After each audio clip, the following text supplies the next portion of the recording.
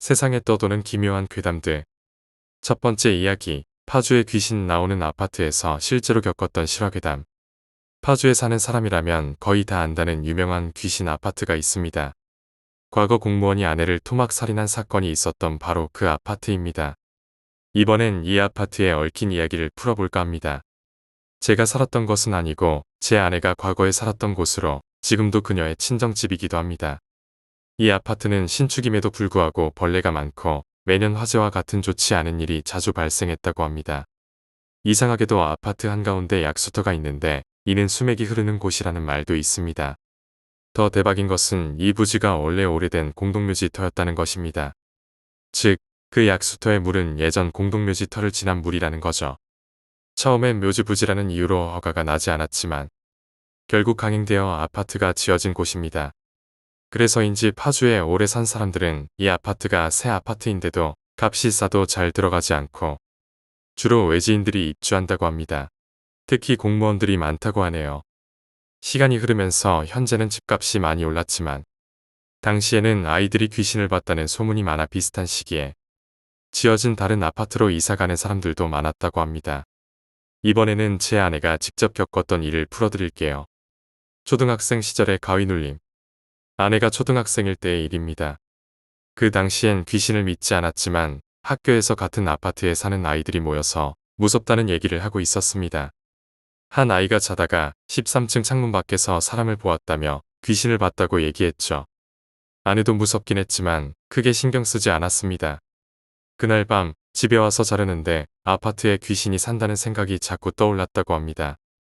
결국 인생 처음으로 가위에 눌렸고 천장에는 여자가, 왼쪽에는 몽달 귀신이, 오른쪽에는 남자가 무언가 대화를 하고 있었다고 합니다. 그렇게 소리를 지르자 장인 장모님이 방에 들어오셔서 괜찮냐고 물으셨습니다. 장모님과 함께 잠을 청했지만 여전히 무서워서 장모님 쪽을 바라보며 잠들려 했습니다. 그런데 갑자기 장모님이 고개를 획 돌리며 쳐다보더랍니다. 너무 놀라 소리도 지르지 못하고 아침이 되었고 장모님은 전혀 기억을 하지 못하셨습니다. 고등학생 시절의 미스터리. 첫 번째 사건 이후 시간이 지나 아내가 고등학생이 되었습니다. 잠자리에 들기 전 옷을 갈아입고 창문을 닫는데 1층에서 누군가가 자신을 보고 있더랍니다. 그 사람은 미동도 없었다고 합니다. 놀란 아내는 장인어른께 말씀드렸고 장인어른은 화를 내며 내려가셨습니다. 하지만 내려가 보니 그 사람은 사라지고 없었습니다. 당시 동대표였던 장인어른은 CCTV를 확인했는데 아무도 없었다고 합니다. 이 미스터리는 아직도 풀리지 않았습니다. 두 번째 이야기, 포항 아파트 괴담. 1991년도 포항시 위치한 M아파트에서 벌어진 일이다. 아파트 이름을 밝히지 않는 이유는 지금도 그곳에 살아가며 친정하려 애쓰는 주민들이 있기 때문이다. M아파트는 시공 당시부터 이상한 일들이 끊이지 않았다. 착공부터 완공까지 그곳에서 일하던 인부와 그곳에서 놀던 아이들까지 10여 명이 목숨을 잃었다. 공사장에서 사고로 인한 사망은 흔할 수 있지만 이들은 모두 같은 장소에서 같은 여자를 만난 뒤 며칠을 넘기지 못하고 죽었다. 사인은 모두 심장마비였다. 가족들에 따르면 이들은 모두 그 여자를 만나면 나는 어디에 사는데 당신은 어디 사시나요? 만나서 반가워요. 라며 인사를 했다고 전했다. 그리고 이 여인을 만난 지 3일을 견디지 못하고 세상을 떠났다. 하지만 이런 일에도 공사는 멈추지 않았고 1년여 후 M아파트는 27개 동이 완공되었다. 사람들은 좋은 위치와 높은 가치를 보고 입주를 서둘렀고 분양 이틀 만에 모든 입주자가 정해졌다. 그들은 입주 후 이런 사망 사건에 대해 잊어가고 있었다. 3개월쯤 지났을 무렵 12동에서 이상한 일이 일어나기 시작했다. 의문의 죽음 첫 번째. 12동 1401호에 살던 한 신혼부부가 있었다. 맞벌이를 하던 이들은 아침마다 함께 조깅을 즐겼고 그날도 새벽 조깅을 나갔다. 함께 산책로를 뛰며 이야기 나누던 중 남편이 갑자기 멈춰섰다. 속도를 맞추지 못한 아내는 10여 미터를 더 달려나가다가 멈춰섰고 남편 쪽을 바라보았다. 남편은 허공에 대고 혼자 중얼거리더니 방긋 웃으며 목례를 하고 다시 뛰기 시작했다. 집에 돌아온 후 아내가 남편에게 아침의 행동을 물었을 때 남편은 조금 전 함께 이야기 나눴던 여자가 1301호에 산다며 인사해서 나도 반갑게 인사했지. 아내는 남편이 혼자 중얼거렸으면서 여자가 있었다고 주장하자 아침부터 정신을 못 차린다며 가볍게 다투고 직장에 갔다. 저녁에 아내는 남편에게 사과하고자 장을 보고 돌아왔다. 아파트 문이 열려 있어 자기야 하며 방문을 열었는데 남편이 두 눈을 크게 뜬 채 숨이 멎어 있었다. 아내는 비명을 지르며 주저앉았고 이웃 아주머니가 달려와 봤을 때도 남편은 이미 세상을 떠난 상태였다.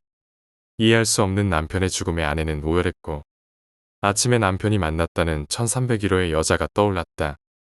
그리하여 소복을 입고 1301호를 찾았으나 그곳은 유일하게 입주가 되지 않은 빈집이었다.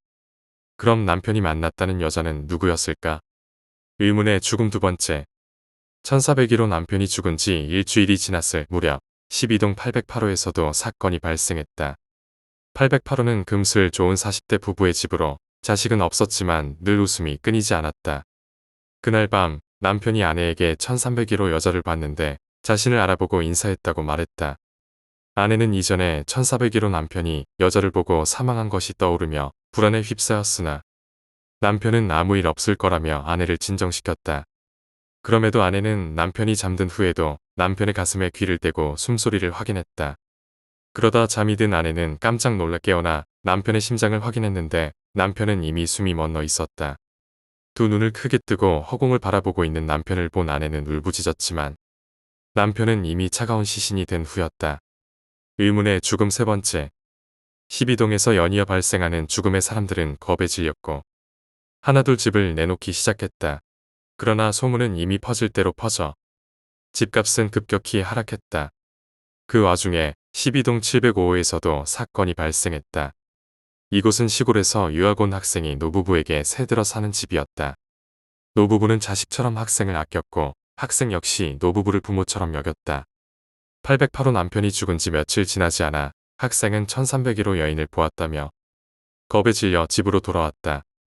노부부는 겁에 질린 학생을 안심시키기 위해 침실에서 함께 재우기로 했다. 그러나 다음 날 아침 학생은 두 눈을 크게 뜬 채 숨이 멎어 있었다. 그 후 12동 주민들은 법원에 탄원서를 제출했지만 과학적으로 인정되지 않는 일이라며 받아들여지지 않았다. 4년간의 투쟁 끝에 W건설은 12동만을 폐쇄하고 입주자들에게 금액을 돌려주었다. 현재도 M아파트에 가면 27개 동 중 12동만이 폐쇄된 채 음침하게 남아있다고 한다. 12동이 폐쇄된 후 그곳에서는 더 이상 의문의 죽음이 발생하지 않았다. 세 번째 이야기, 검정고시 학원. 독산동 근방에 있는 이모 집에 살면서 노량진 검정고시 학원을 다니고 있었어. 몇 번 이야기한 적이 있지만 주유소 일을 시작한 것도 그 즈음이야. 오전에 학원에서 공부하고 오후부터 밤까지 주유소에서 일하면서 그런 생활을 하고 있었어. 나는 조금 늦게 들어가서 학생반도 성인반도 아닌 어중간한 짜깁기반 같은 데에 들어가게 됐어. 검정고시는 매년 4월과 8월에 치러지는데 꼭 중간에 접수하는 사람들이 있어. 나처럼. 내가 들어간 반에는 나랑 비슷한 10대 학생부터 20대, 50대까지 연령대가 다양했어. 그중 30대 중반에 한 누나가 있었는데 10대들은 그 누나를 데모라고 불렀어. 마땅히 다른 호칭이 없기도 했고 장난 섞인 호칭이었지. 그 누나는 미용사 자격증 공부를 하면서 검정고시 준비도 병행하고 있었어. 모든 학생이 그 사실을 알았는데 쉬는 시간마다 학생들을 붙잡고 자기 이야기를 하곤 했거든. 외모는 아주 평범했어. 마르지도 않고 통통하지도 않고 안경을 쓰고 흑발의 긴 머리를 하나로 묶고 다녔어. 머리카락은 윤기 없이 푸석푸석했는데 미용사 공부하는 사람이면 머리 관리 좀 하지 않나 싶었지. 성격은 대체로 살가운 편이라 사람들과 잘 어울렸지만 나는 가끔 그 눈동자가 제각각 따로 도는 걸 봤어. 은퇴 안경 너머로 눈이 좌우로 따로 돌아가는 느낌이랄까. 무섭진 않았지만 어딘가 불편한 기분이 들었지. 어느 날 학원에서 시험 비슷한 걸 치른 날이었어. 시험이 끝나고 점심 먹으려고 교실을 나오는데 누나가 다가와서 밥을 사주겠다고 말했어. 잠깐 고민했지만 돈도 부족했고 얼마 전에 요약 노트를 빌려줘서 그걸 베껴서 시험을 쉽게 본 것도 있어 수락했지. 학원을 나왔는데 갑자기 누나가 택시를 잡고는 나에게 타라고 재촉하더라. 택시는 계속 달려서 신길동 끄트머리까지 갔고 허름한 빌라 앞에서 멈췄어. 내가 물었지. 여기 어디예요? 누나가 대답하더라. 우리 집이야. 집에서 밥 해 먹으면 돈도 안 들고 좋잖아. 그리고 너 머리가 지저분하니 잘라줄게. 집으로 데려가며 누나는 내 팔을 잡아 끌었어. 문간 앞에 서서 나는 진짜 5초 정도 아무 말도 못했어. 거실 한가운데에 누나의 어머니로 보이는 60대 초반의 할머니와 20대 중후반의 남자가 나란히 앉아 있었거든. 누나가 말했어. 엄마, 나 학원 동생 데려왔어. 우리 엄마랑 내 남동생이야. 나는 어리둥절해서 안녕하세요 하고 인사했어. 그 두 사람은 나를 쳐다보다가 정면을 바라보며 고개를 돌리더라. 누나는 나에게 신발 벗고 들어오라고 했어. 거실을 지나 누나의 방으로 향하는데 등골에 소름이 확 끼쳤어. 거실엔 텔레비전도 없는데 누나의 엄마와 남동생이 정면만 바라보며 앉아 있었던 거야. 누나 방에 들어가니 방이 지저분했어. 이부자리에 마네킹 머리 3개가 있었는데 하나는 대머리고 나머지 둘은 들쑥날쑥한 상태였어. 누나가 커피를 가져왔는데 컵이 더러웠어. 끝에 뭔가 고춧가루 같은 게 묻어 있었지. 나는 덜 더러운 쪽으로 입을 대고 마시면서 빨리 나가야겠다고 생각했어. 밥 먹고 싶은 마음이 이미 사라졌고 불쾌한 기분이 들었어. 위험을 느끼면서도 이 누나와 가족들이 상처받을까봐 참고 있었지. 그러던 중 누나와 어머니, 남동생이 주방에서 대화하는 소리가 들려왔어. 누나가 방에 들어와서 밥이 없다고 라면을 먹으면 안 되겠냐고 물었어. 나는 이 집에서 빨리 나가고 싶어서 상관없다고 했지. 그런데 누나가 어색하게 웃으며 말하더라. 라면 사게 돈 좀. 순간 소름이 돋았어. 온몸에 닭살이 돋고 살갗이 전부 뒤집히는 것 같았어. 주머니에 있던 3,000원을 누나에게 줬고 누나는 남동생을 시켜 라면을 사오게 했어. 나는 멍하니 앉아 있었고 남동생은 현관에서 나를 쳐다보며 서 있었어. 누나, 저기 라면 사오신 것 같아요. 내가 말하자 누나는 남동생을 돌아보며 씩 웃었어. 나는 지금도 왜 웃었는지 모른다. 누나는 라면을 끓이고 나를 주방으로 불렀어. 나는 이미 가방을 어깨에 맨 상태였고 먹고 나가려고 했지. 좁은 주방 식탁에 앉아 라면을 먹으며든 뒤로. 누나의 어머니는 텔레비전도 없는 거실에서 앉아 있었고 남동생은 현관에 서서 나를 지켜보고 있었어. 라면을 다 먹자 누나가 머리를 마저 잘라준다고 방으로 오래. 나는 말했어. 주유소에 일하러 가야 돼요. 그 말을 남기고 서둘러 집 밖으로 나왔어. 현관에서 남동생은 여전히 나를 지켜보고 있었고 어머니는 텔레비전 없는 거실에서 정면을 보고 있었어.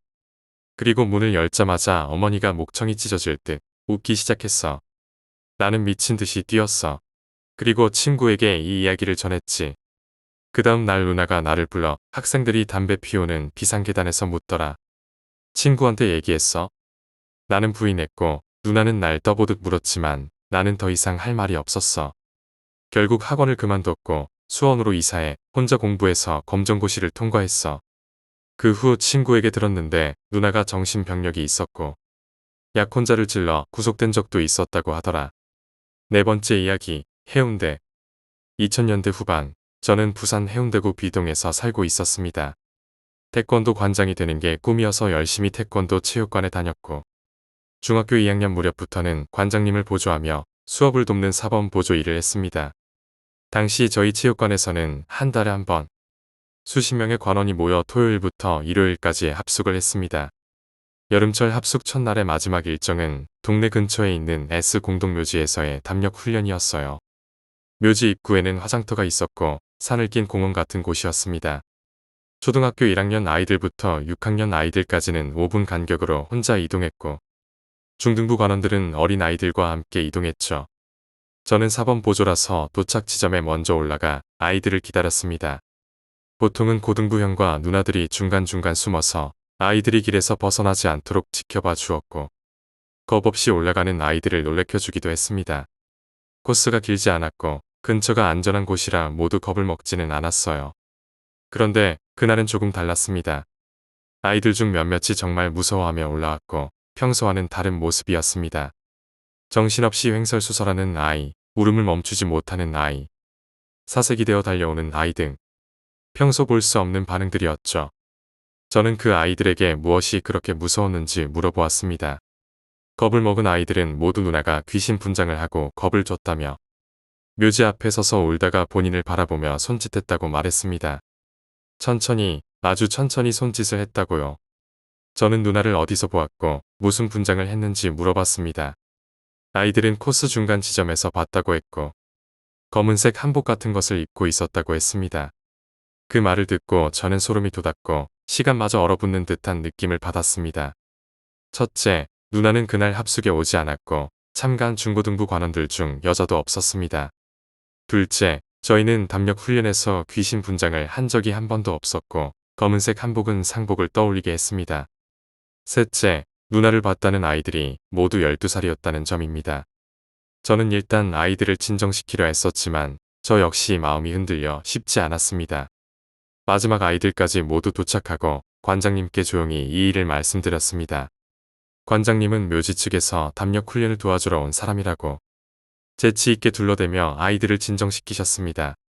담력 훈련이 끝난 후 누나를 봤다는 장소에 혼자 가보았지만 그곳에는 아무도 없었습니다. 입구 화장터에서 화장 중이었으니 그쪽 일행일 수도 있었고 아이들 말처럼 귀신일 수도 있었지만 확실한 결론 없이 흐지부지 지나가게 되었습니다. 그저 찝찝함만 남았죠.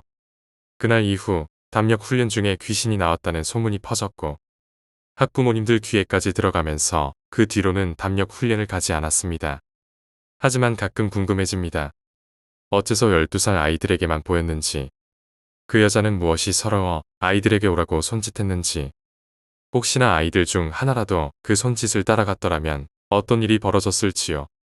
사람이든 귀신이든 그 여자를 따라간 아이에게는 아주 큰 일이 났을 것이라는 생각이 듭니다. 돌이켜보면 아무 일도 일어나지 않은 것이 참 다행이라 생각됩니다. 다섯 번째 이야기, 마트. 골든위크의 손자들이 귀성하지 않아 외로우셨는지 할머니와 통화 중 흥미로운 이야기를 들었습니다. 할머니에 따르면 아이들은 무언가에 집착을 보이곤 한답니다. 그 대상은 주로 물, 불, 돌 이렇게 셋으로 나뉘며 남자아이들에게 특히 자주 나타난다고 하셨죠. 각각 위험이 있기에 그 아이가 어떤 것에 집착하는지 알아두는 게 중요하다고 하셨습니다. 할머니는 시골에서 생활해보면 이를 파악하기에 좋다고 말씀하셨죠. 그중 가장 위험한 것은 물에 집착하는 아이들입니다. 그런 아이들은 이유 없이 강이나 개천 같은 데로 자꾸 놀러가곤 한답니다. 이끌린다고 표현하는 게 맞을지도 모릅니다. 저는 계류 낚시를 좋아해서 강을 자주 찾았는데 어린 시절에는 할머니께서 자주 조심하라고 당부하셨어요. 혼자서는 절대 가지 말라고요. 다만 물고기를 구워 먹으려고 소나무 가지나 라이터, 소금 같은 걸 가지고 다니고 할머니와 이야기를 나누면서 지내다 보니 나중에는 이해해 주셨습니다. 저는 물에 끌리는 게 아니라 물고기 쪽에 흥미가 있는 것이고 굳이 따지자면 불을 좋아하는 성향이라고요. 통계적으로나 현실적으로도 물에 집착하는 아이들은 익사하는 비율이 높다고 합니다. 물에 집착하는 아이들에겐 항상 주의가 필요하다고 하셨죠. 낚시를 하다 보면 강변에 서서 낚싯줄을 내리고 수면을 멍하니 바라볼 때가 있습니다. 그러다 보면 어느 순간 정신이 멍해지고 문득 정신을 차리면 발밑에 물고기가 놓여 있거나 나 자신이 자연에 섞여 있는 듯한 느낌을 받을 때가 있죠. 어쩌면 그런 순간들이 위험할지도 모른다는 생각이 듭니다. 불에 집착하는 성향은 파악하기 어렵다고 합니다. 대개 숨어서 담배를 피운다거나 하는 식으로 나타나니까요. 자신이 불을 보고 싶은 것인지 단순히 담배를 피우고 싶은 것인지도 스스로 자각하지 못한다고 합니다. 스스로가 불을 좋아하는 걸 알아차리는 경우는 대개 혼자 있을 때 무의미한 불장난을 하는 상황에서 드러난다고 하죠. 저 역시 초등학교 때 아무 이유 없이 라이터를 갖고 싶어 했던 기억이 있습니다. 터보 라이터나 오일 매치 같은 불 피우는 도구들을 모으기도 했죠. 그 당시에는 라이터가 좋아서라고 느꼈지만 지금 와서 보면 불 자체에 매료되었던 것 같습니다. 불에 집착하는 아이들은 종종 불장난을 하다 집을 태우기도 하는데 아이러니하게도 불이 나도 위험에 처하지는 않는다고 해요. 제일 먼저 도망치니까요. 문제는 거짓말까지 해버린다는 점입니다. 스스로 일으킨 화재지만 도망치는 동안 거짓말을 지어내서 혼란을 주곤 한다는 겁니다. 다행히 저는 불을 낸 적은 없지만요. 돌에 집착하는 아이들은 좀 이해하기 어렵습니다. 종종 밖에서 돌을 주워오는 아이들이 여기에 해당된다고 하는데 저에게는 그게 무슨 재미인지 알 수 없었죠. 내 친구 중에도 그런 아이가 있었는데 할머니는 사람과 인연에 관련된 불행을 초래할 수 있다고 하셨어요.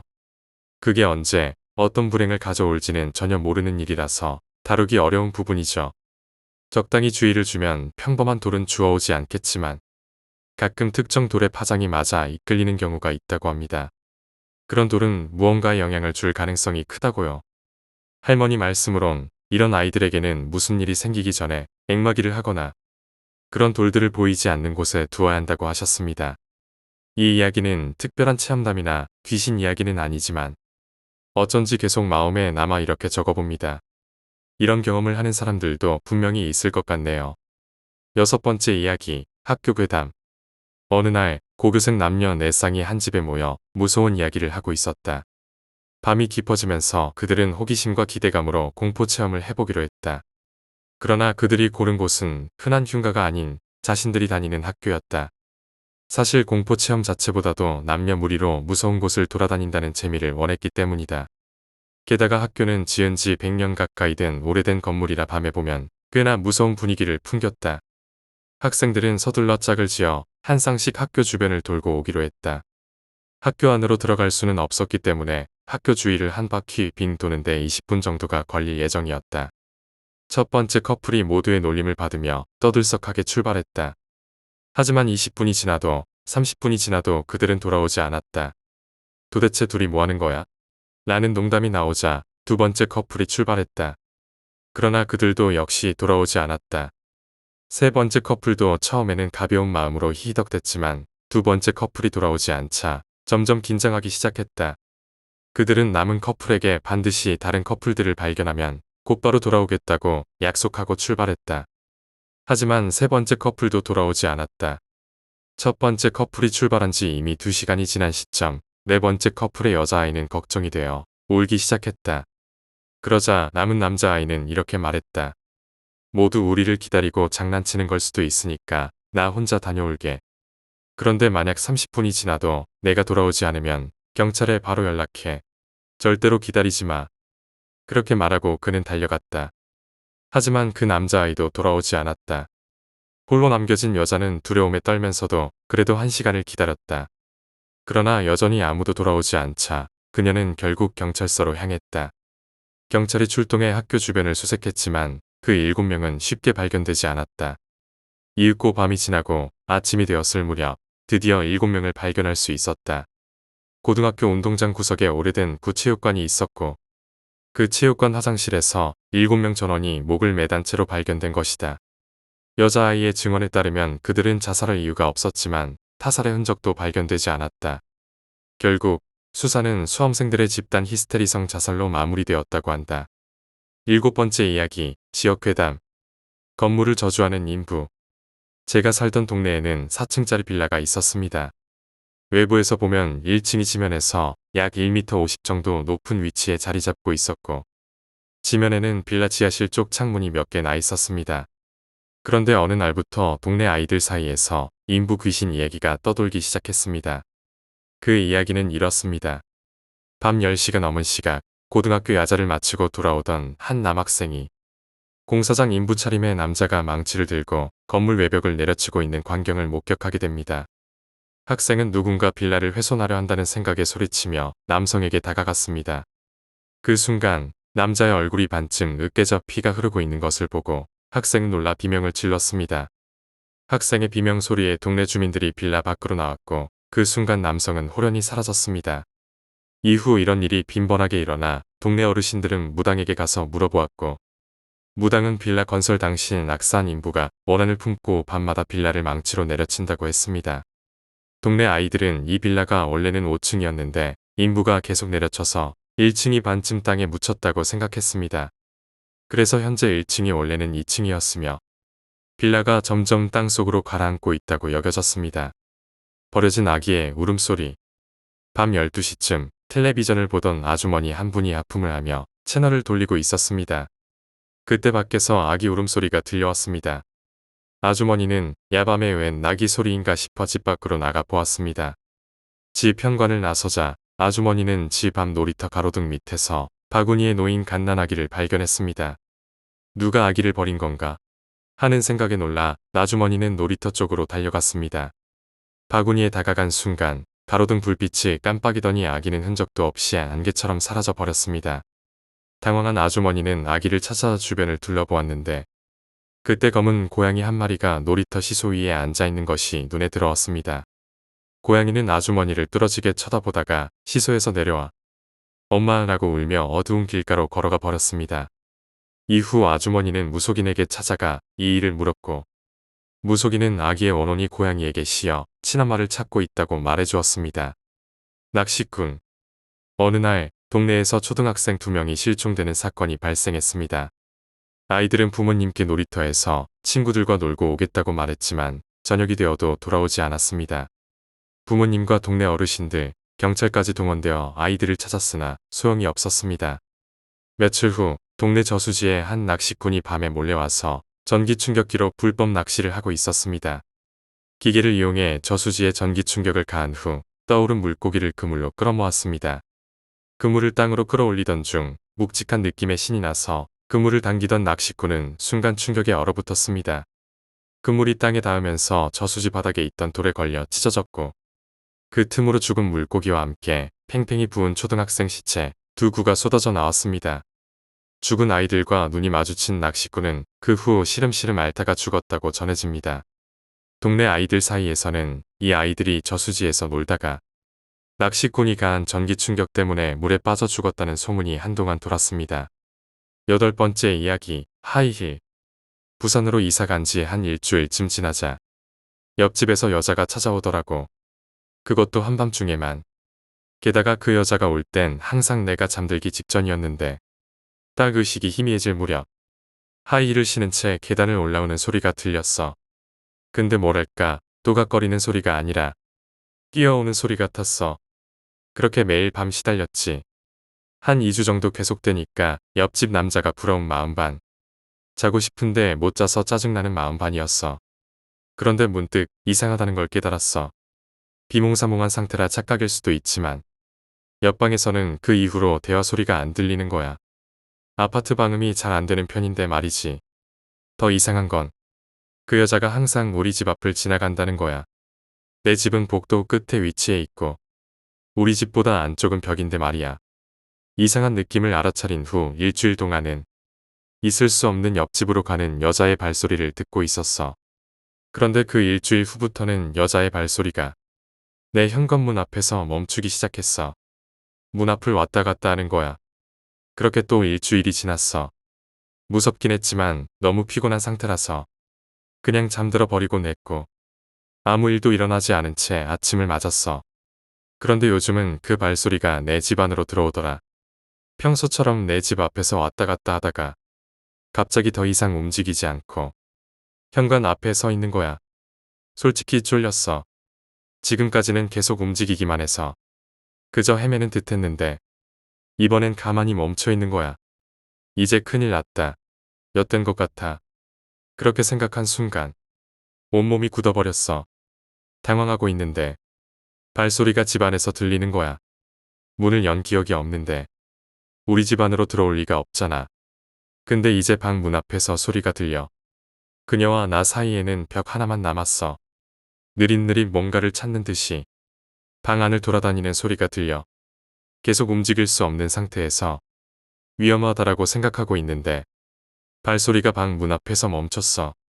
이제 정말 큰일 났다 싶었을 때 여기에도 없어. 그녀의 목소리가 들렸고 그 후 난 정신을 잃었어. 다음 날 아침에 깨어나서 꿈이었나 싶어 멍하니 방 문을 열었어.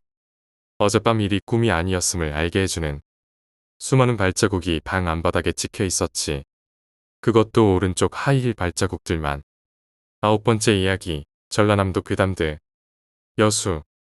여수의 상징 중 하나인 돌산대교는 돌산 일대교를 엔동 방향으로 넘어오면 좌측에 부두가 길게 뻗어 있습니다. 스쿠터를 타고 귀가 중이던 한 남자는 부두를 따라 달리다 제2대학교 쪽으로 방향을 틀었고 한참을 달리던 중 전봇대에 머리를 기대고 있는 한 여자를 발견했습니다. 긴 생머리와 매혹적인 뒷모습을 가진 여자를 보고 남자는 그녀의 얼굴이 궁금해졌습니다. 여자가 가까워질수록 남자는 스쿠터 속력을 줄였고 여자의 옆을 지나가는 순간 그녀가 휙 고개를 돌려 남자를 쳐다봤습니다. 그녀의 눈은 새빨갛고 입을 쩍 벌린 모습이었습니다. 남자는 놀라 스쿠터의 속력을 올려 급히 내달렸습니다. 그때 뒤에서 여자가 쫓아오는 소리가 들려왔습니다. 여자의 구두 소리가 또각또각 하던 소리가 곧 빠르게 다다다로 바뀌며 미친 듯이 쫓아왔습니다. 남자는 정신없이 달렸고 반사경으로 뒤를 보니 그녀는 천천히 되돌아 걸어가고 있었습니다. 무서운 점은 아무리 생각해도 그녀가 귀신이 아닌 것 같다는 점입니다. 그녀는 또 누군가를 기다리고 있는 걸까요?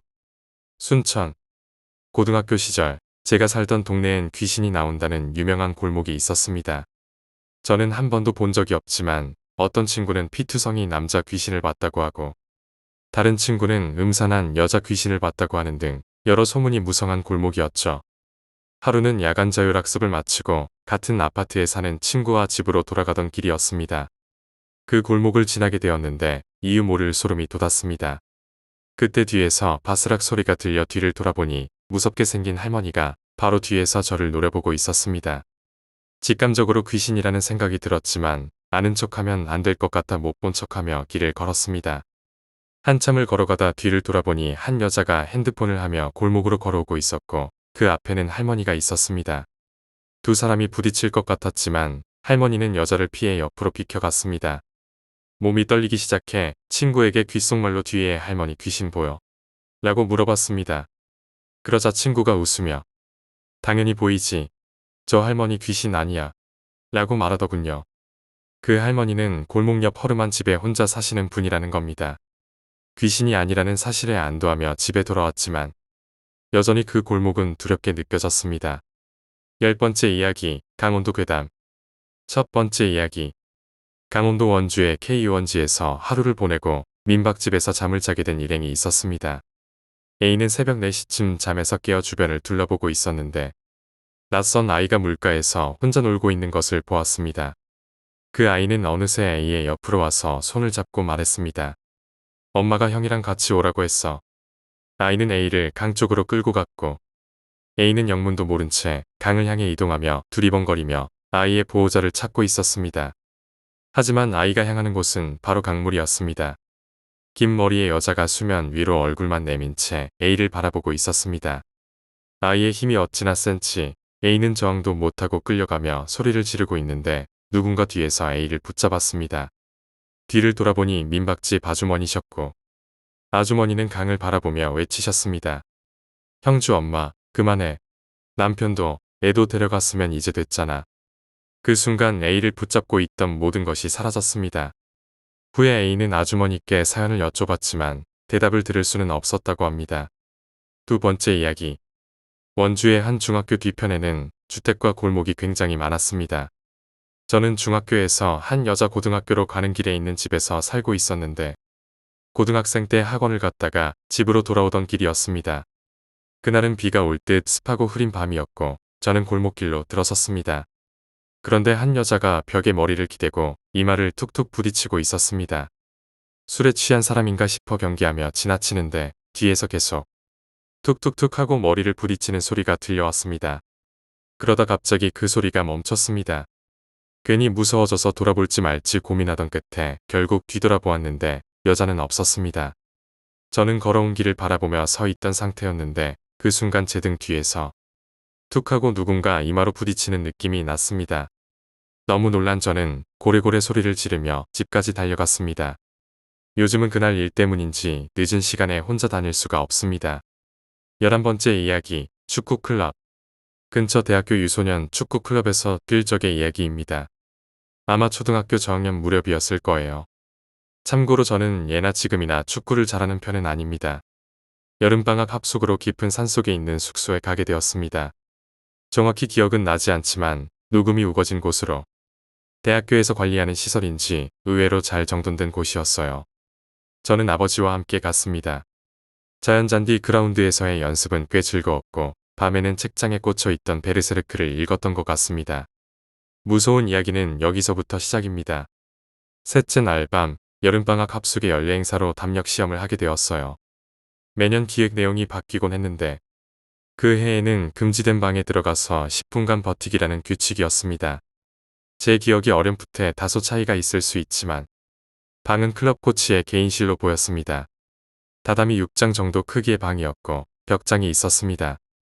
낮에는 코치들이 쉬는 공간이었죠. 밤이 되어 동료들과 함께 그 방에 들어갔습니다.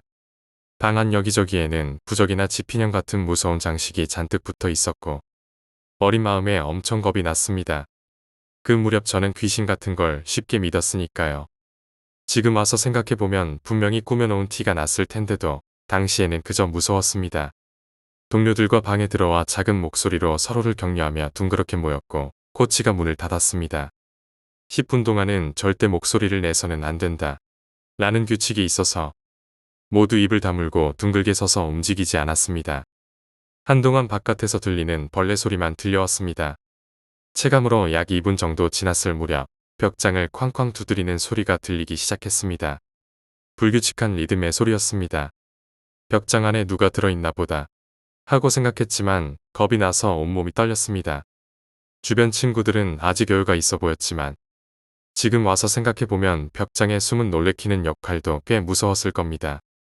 어두운 벽장 안에서 혼자 기다렸을 테니까요. 쾅쾅거리는 소리는 마치 문을 발로 차는 것 같았습니다. 시간이 흐르며 점차 소리가 들리는 방향이 다양해졌습니다. 맞은편 벽, 창가, 사방에서 들려왔습니다. 점점 소리는 무작위로 커지며 문을 부수려는 듯 격렬해졌습니다. 체감상 약 7분이 지나고 드르륵 문이 열리는 순간 마치 거짓말처럼 소리가 멎었습니다. 문을 연 사람은 코치였어요. 평소에 보지 못한 심각한 얼굴로 코치가 말했습니다. 도망쳐라. 그 말에 우리는 둥글게 모였던 대형을 풀고 앞다투어 방을 뛰쳐나갔습니다.